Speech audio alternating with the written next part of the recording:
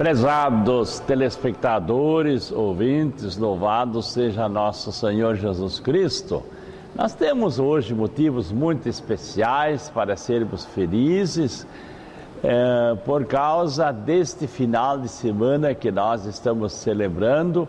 Como nós já observamos no início do programa, vamos mostrar mais uma vez as fotos aqui da alusão dos 80 anos da Diocese da Paróquia de Joaçaba, 80 anos do Apostolado da Oração. Nós vemos aqui a imagem do Sagrado Coração. Eles estão celebrando esse grande aniversário dos 80 anos. Nós temos aqui algumas fotos da nossa festa da Santa Teresinha nesse final de semana e 35 anos também da nossa diocese. Então o grande convite que nós fazemos é a participação do nosso prezado ouvinte nestas nossas festividades a partir de sexta-feira. E também nós vamos continuar, nós vemos aqui no lado a Bíblia, é o mês da Bíblia, e como nós já falamos na vez passada, alguma coisa sobre a revelação divina, e nós vamos continuar com o segundo tema sobre isto, como é que essa revelação divina do plano de Deus, ele chegou até nós, e chega até nós hoje. Em primeiro lugar, nos diz aqui, Deus quer que todos conheçam a verdade, cheguem ao conhecimento da verdade. Isso nós vemos em Timóteo 2,4, que Jesus Cristo é o Senhor anunciado pelos profetas e que se tornou realidade. Ele veio morar no meio dos homens para mostrar de fato qual é a vontade do Pai, né? Primeiro lugar, nós queremos olhar para a tradição apostólica. Os apóstolos, quando receberam a missão de Jesus, eles tinham uma missão toda especial para continuar esta missão de Jesus. Então Cristo, ele está no meio deles, escolhe eles, pobres como eles eram, pescadores, a maioria deles, e faz deles o conhecimento da verdade. Eles vão e anunciam de povo em povo a sua mensagem. Então eles têm a tarefa, os padres, principalmente os santos padres, o Papa, os bispos, com os teólogos, de anunciar corretamente esta mensagem para nós. Então são os primeiros responsáveis para que a palavra de Deus acontece, a palavra divina de Deus acontece. E depois também oralmente eles transmitem primeiro pela palavra de Deus escrita na Bíblia, e em segundo lugar, então, pela palavra deles. Por causa disso que o padre sempre nos domingos, ele deve ler não apenas o Evangelho, mas ele deve procurar o máximo possível dentro desse tema da palavra de Deus no domingo, procurar explicar o sentido da palavra de Deus que é lida. Depois também, esta palavra de Deus, essa missão de Jesus é continuada através da sucessão apostólica. Nós vimos que Deus, o próprio Jesus, escolheu 12 apóstolos, mas hoje cada bispo do mundo inteiro, ele está no lugar de um dos apóstolos. Então ele não está em qualquer lugar, mas ele está no lugar de um dos apóstolos. O mundo cresceu e assim também foram crescendo os apóstolos. Então e continua, nós por enquanto não temos bispo na diocese, temos apenas um administrador, mas dentro de pouco tempo nós devemos ter outro bispo da diocese que vai dar continuidade a essa missão que Jesus veio fazer, estando ligado ao Papa, aos outros apóstolos, aos outros bispos. Então eles formam o que nós chamamos de colégio apostólico, que tem então essa tarefa de nos transmitir a tradição, a escritura, os bons costumes, através de uma igreja orante, uma igreja que reza, uma igreja que celebra, uma igreja que se perdoa, uma igreja que quer o bem das pessoas.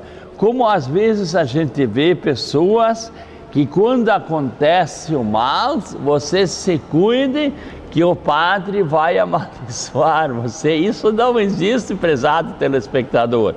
O padre nunca vai amaldiçoar alguém, ele vai sim, a tarefa dele, a exemplo de Jesus, a exemplo que nós herdamos da Sagrada Escritura, é rezar pela igreja toda, pela conversão dos pecadores, como Jesus foi visitar os pecadores e foi falar, almoçar, jantar com eles. Assim também é a tarefa da igreja, de continuar desta missão que o próprio Jesus nos ensinou, nos deixou para os apóstolos e hoje para nós.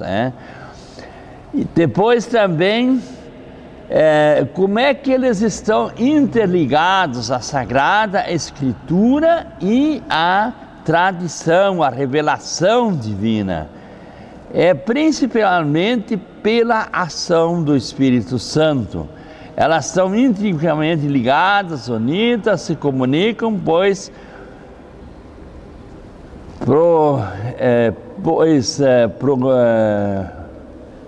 clamando ambos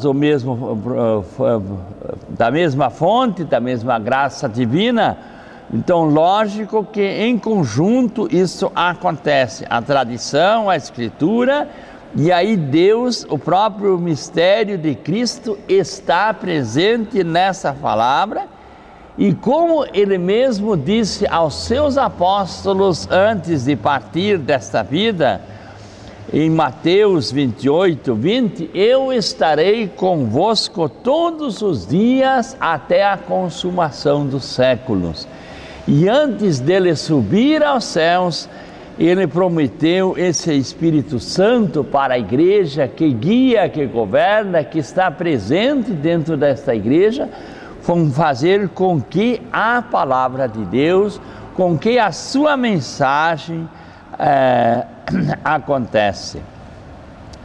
Mas ela é escrita pelos homens. Muitos fazem essa pergunta. Sim, ela é escrita exatamente pelos homens, inspirados por Deus, pelo Espírito Santo, para transmitir a mensagem de Deus a toda a humanidade, a toda a criatura humana, e principalmente através da tradição apostólica, através da igreja, através da pregação, que então é difundida através da igreja, através da pregação, através de catequese, através de testemunho. Aí é importante o nosso testemunho cristão, nós sempre assumirmos essa palavra de Deus, essa tradição que nós recebemos dos apóstolos.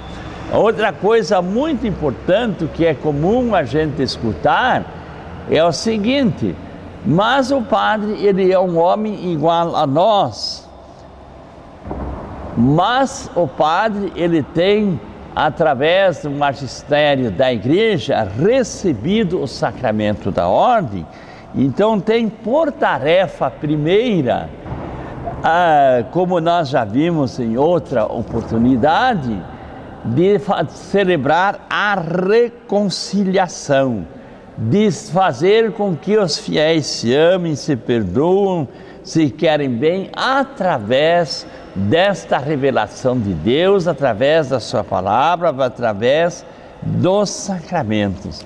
Então nós somos os grandes chamados a ser seguidores, continuadores da missão de Jesus, através da pregação apostólica.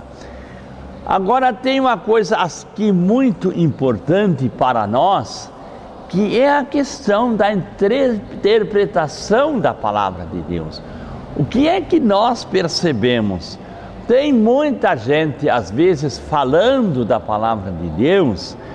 Agora a igreja, ela tem o quê? Ela tem uma tarefa muito importante de fazer com que aconteça corretamente essa palavra de Deus. Ela não pode ser interpretada a bel prazer. Cada palavra da Bíblia, ela tem o seu sentido. Por exemplo, um sentido comum que me veio na cabeça agora é a questão quando Jesus fala no Evangelho da questão, meus irmãos, minhas irmãs, né? Mas no grego, hebraico, latim, nas outras palavras, em outras línguas, irmãos são primos, né? Então muitas vezes a gente acha que são primos, que Jesus teve mais irmãos, que não sei o que. Isso não é verdade, porque por causa do próprio linguajar, nós aprendemos isso na teologia, que são os primos que são chamados irmãos. Vamos a um pequeno intervalo e logo em seguida nós voltamos com o nosso tema.